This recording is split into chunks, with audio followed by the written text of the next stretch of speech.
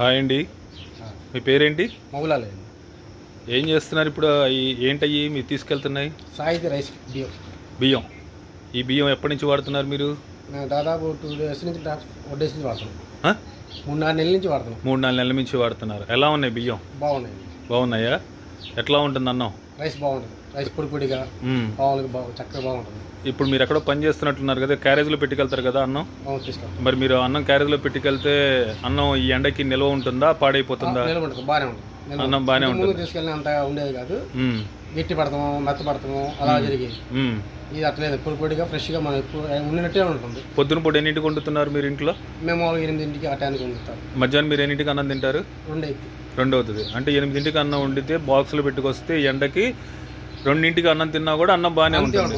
అంతే ఉంటుంది, రైస్ అంతే ఉంటుంది. ఇబ్బంది ఏం లేదు, చక్కగా బాగుంటుంది, తెల్లగా. ఓకే. నెలకి ఎన్ని మూటలు వాడతారు మీరు?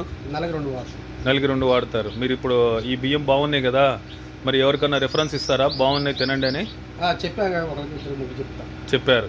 వాళ్ళు వాడుతున్నారా? మరి వాళ్ళకి కూడా అట్లా ఉందన్నారు. రైస్ బాగున్నాయి, రైస్ బాగుంది, మీరే తెచ్చేయండి అని కూడా అన్నారు. Okay, very good, thank you అండి.